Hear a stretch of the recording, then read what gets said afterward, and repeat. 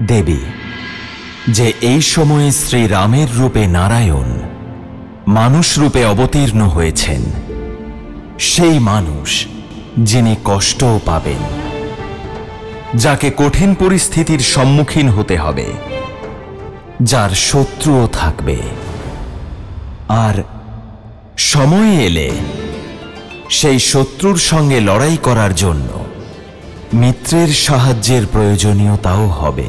কিন্তু এমন কে আছেন যিনি শ্রীরামকে সাহায্য করার জন্য সক্ষম? আমি নারায়ণের দাস, আমি ওনার ভক্ত, আমি ওনার মিত্র, আমি ওনার সখা। আমার অংশ অবতার হনুমান শ্রীরামকে সাহায্যের জন্য বানর সেনা প্রস্তুত করছে। তার গুরু সূর্যের পথপ্রদর্শনে তাদের নেতৃত্ব দেওয়ার জন্য প্রস্তুত হচ্ছে। তাদের কেবল যুদ্ধ আর রণনীতির পাঠই পড়াচ্ছে না, বরং আধ্যাত্মিক আর অনুশাসনেরও শিক্ষা দিচ্ছে। কিন্তু এ কথা তো স্বয়ং হনুমানও জানে না যে কিষ্কিন্ধায় কি ভয়ঙ্কর সংকট আসতে চলেছে।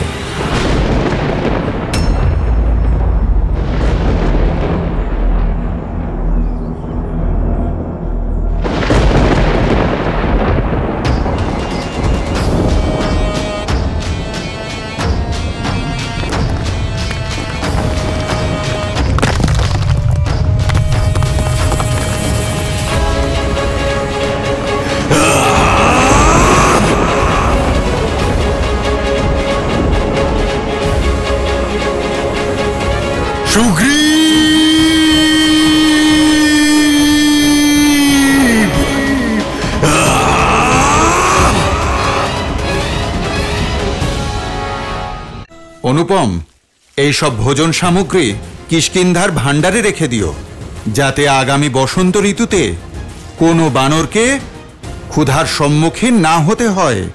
চলো সবাই, তাড়াতাড়ি চলো। অদ্ভুত হনুমান।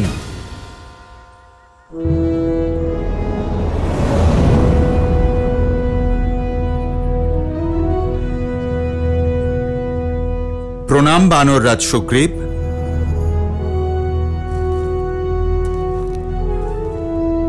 সেনাপতি হনুমান, অদ্ভুত তোমার বুদ্ধিমত্তা। আর ধন্য আমি যে আমি তোমার মতো একজন সেনাপতি পেয়েছি। তোমার বুদ্ধিমত্তার জন্যই আমার প্রাণ রক্ষা হয়েছে। অতীতে যখনই প্রবল বৃষ্টিপাত হয়েছে, তখনই এই রাজ্যে অন্নের অভাব দেখা দিয়েছে। কিন্তু এবার আর এরকম হবে না।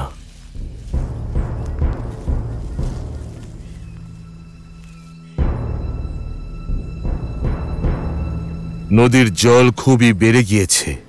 ওপারে যাওয়ার জন্য জলের স্তর কম হওয়া পর্যন্ত অপেক্ষা করতে হবে। মহারাজ সুগ্রীব, যে নিরাশাবাদী হয় সে পরিস্থিতি অনুকূল হওয়ার জন্য অপেক্ষা করে, আর যে কর্মের উপর বিশ্বাস রাখে সে সমস্ত পরিস্থিতিকে অনুকূল করে নেয়।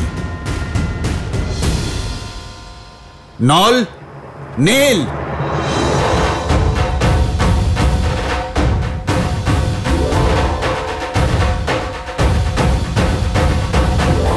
নল, নীল, তোমাদের বুদ্ধি আর শক্তি দুই আছে। আমি দেখেছি তোমাদের গাছের ডালপালা দিয়ে গাছের মধ্যে দিয়ে সেতু বানাতে। তাহলে এসো, আজ এই নদীতে আমরা সেতু বানাবো। যথাজ্ঞা সেনাপতি।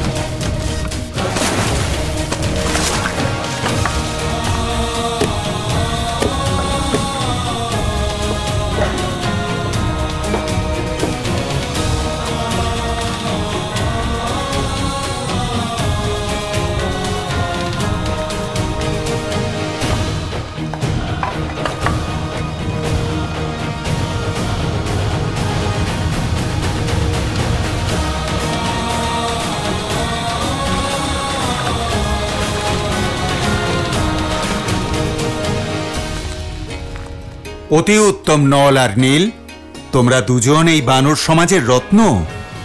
একদিন তোমাদের কৌশল বানর জাতির গৌরবের কারণ হয়ে উঠবে।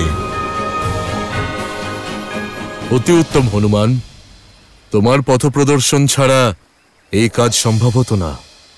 না মহারাজ, যাদের বুদ্ধি তারাই প্রশংসার যোগ্য। যাদের যোগ্যতা আছে, প্রশংসা তো তাদেরই হওয়া উচিত। এ তো নল আর নীলের বুদ্ধি, ওদেরই কঠোর পরিশ্রম আর ওদেরই কৃতিত্ব। নেত্রই হৃদয়ের প্রতিবিম্ব হয় হনুমান। যত স্বচ্ছ আর সরল তোমার নেত্র, ততটাই স্বচ্ছ আর কোমল তোমার হৃদয়ও।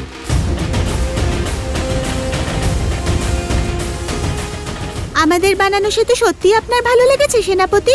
অবশ্যই। এর একটা ভালো দিক আছে আর একটা মন্দ দিক।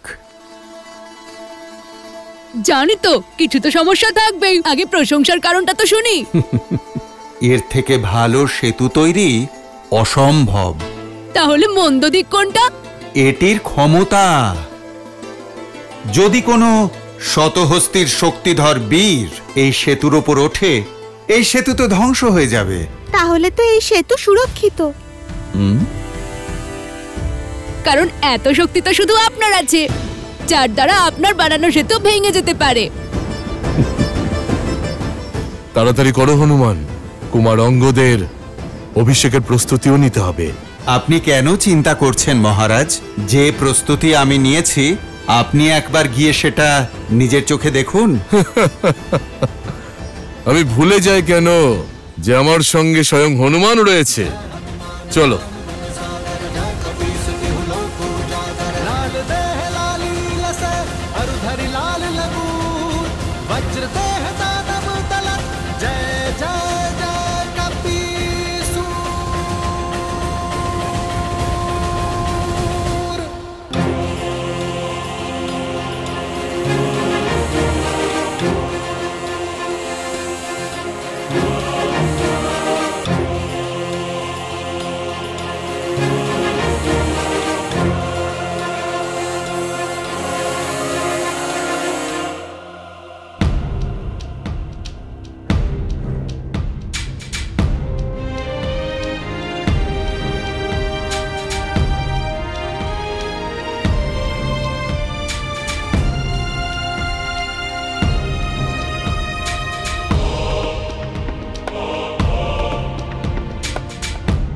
হনুমান, তুমি তো কিষ্কিন্ধাকে স্বর্গের মতো সাজিয়ে তুলেছ। সবকিছু কত সুন্দর মনে হচ্ছে। স্বয়ং বিশ্বকর্মাও এত সুন্দরভাবে সাজাতে পারতেন না।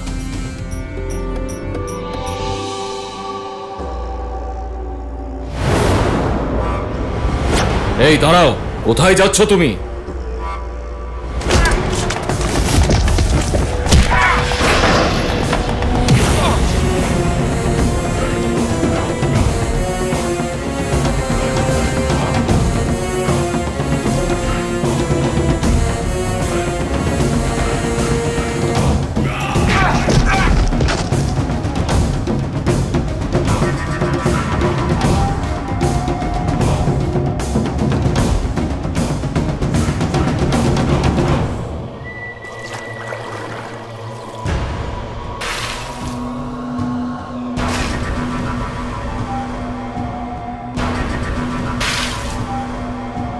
মহারাজ বালি? মহারাজ বালি?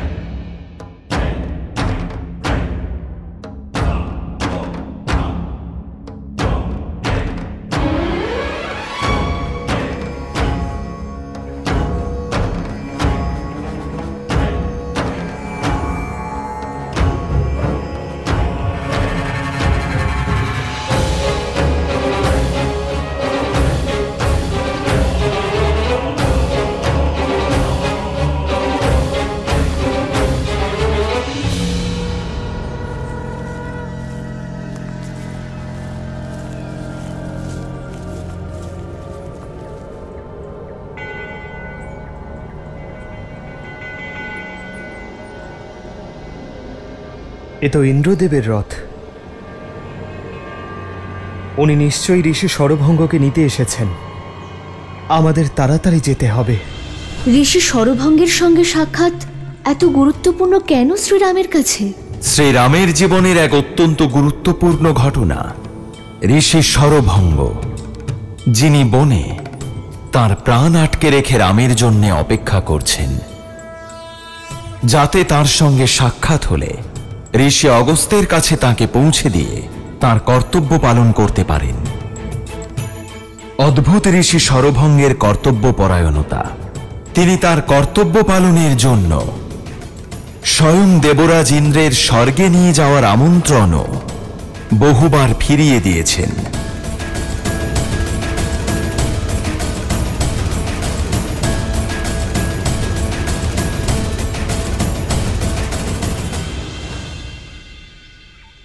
প্রণাম ঋষিবর।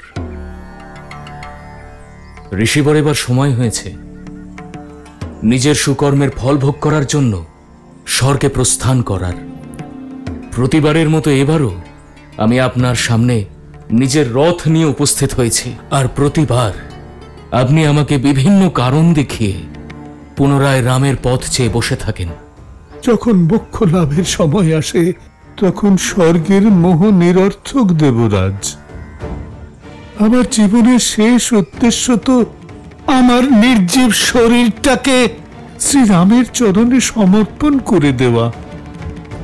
আর শ্রীরাম অবশ্যই আসবেন।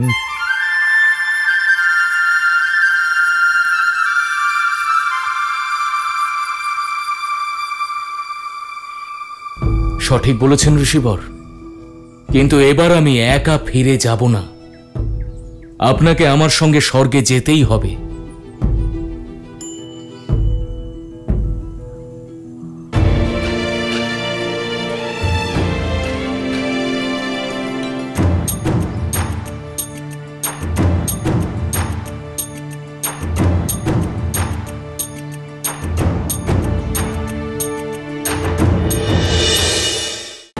সেই অসহায় মানুষদের কুটে যারা রাক্ষসের অত্যাচারের শিকার হয়েছে। প্রতিবার কোনো না কোনো মানুষ এতে ভস্ম হয়ে যান।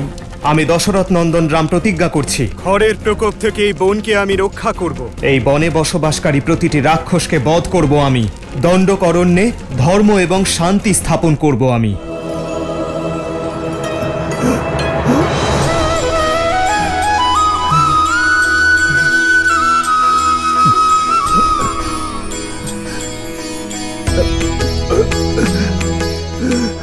প্রণাম ঋষিবর।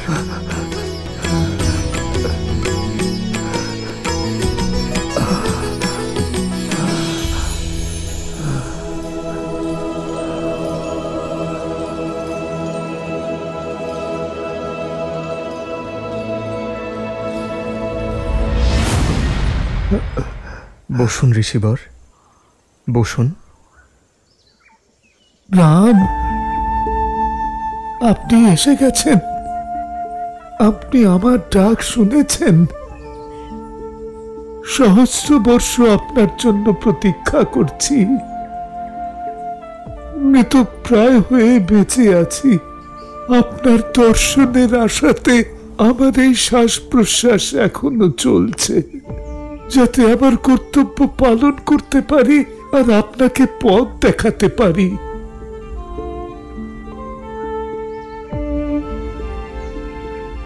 কর্তব্য পালনের জন্য আপনার এই সংঘর্ষ আমার জন্য প্রেরণা ঋষিবর।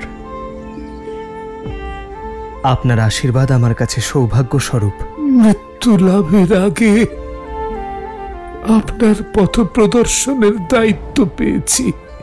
এখন তা পালন করে শান্তিতে মৃত্যু লাভ করতে পারব। রাম,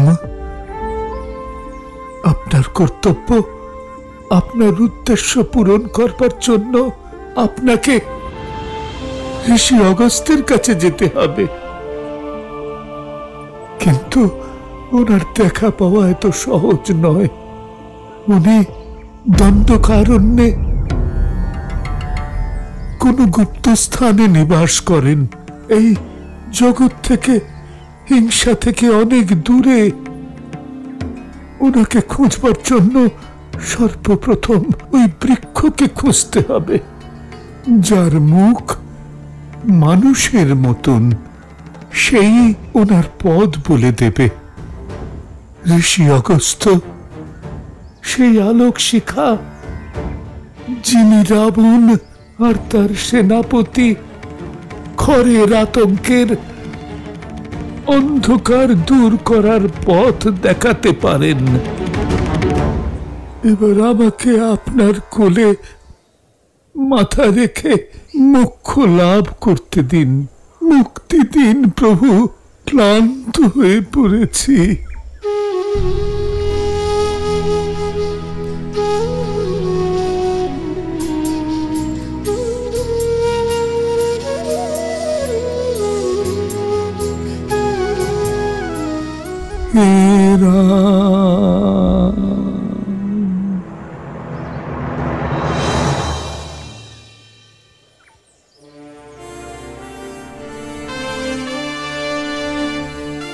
ঋষি সরভঙ্গের জ্ঞান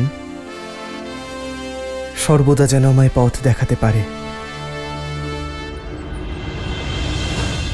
চলো লক্ষণ, ওনার শেষকৃত্যের আয়োজন করি।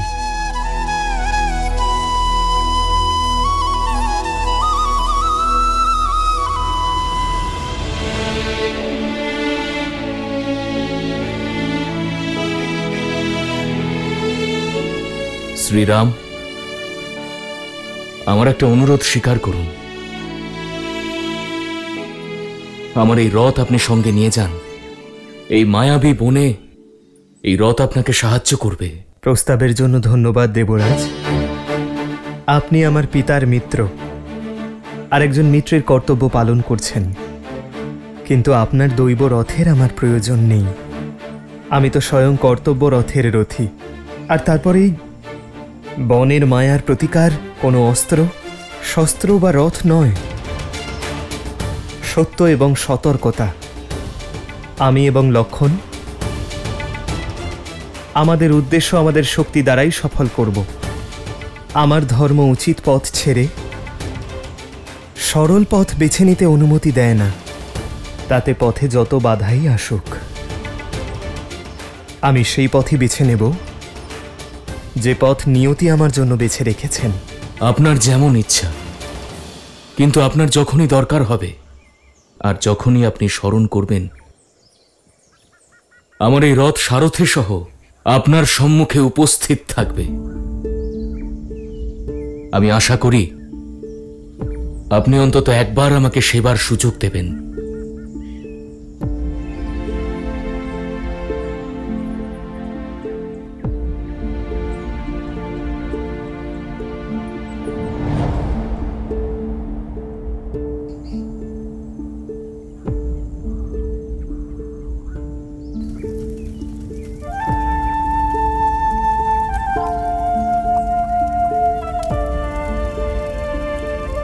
শ্রীরাম, আপনি যাওয়ার পূর্বে আপনাকে কিছু দেখাতে চাই।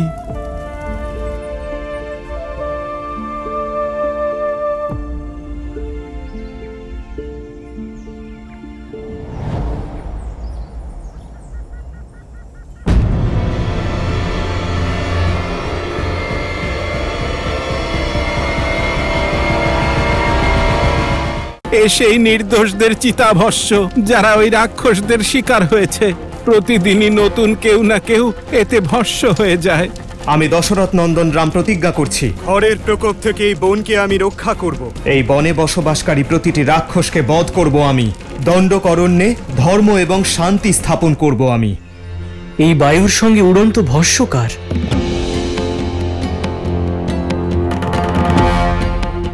আসুন, আপনি নিজেই দেখুন।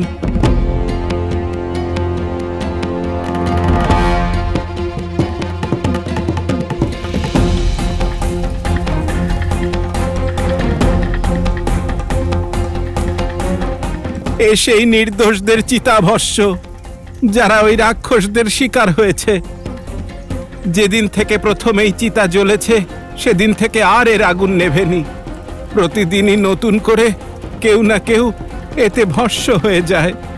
আর এখন তো এই চিতা এমন বিশাল আকার নিয়েছে যে এর আগুন হয়তো কখনোই নিভবে না।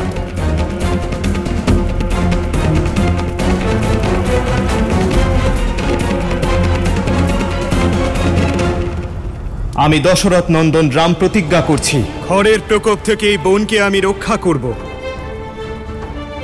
এই বনে বসবাসকারী প্রতিটি রাক্ষসের বধ করব। দণ্ডকরণ্যে ধর্ম এবং শান্তি স্থাপন করব।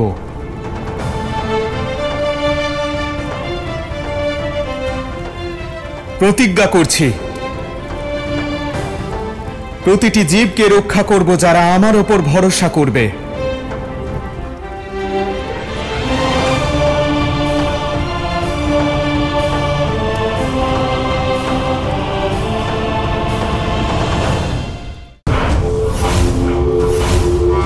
মহারাজ, রাজ্যে সংকট এসেছে। কার এত দুঃসাহস? বনবাসীদের ছদ্মবেশে।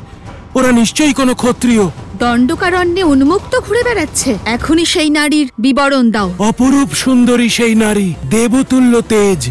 এমন নারী তো এই সমগ্র সংসারে কেবল একজনই আছে, সীতা। এই বিষয়ে ভ্রাতা রাবণকে জানানো উচিত। কি হয়েছে সীতা?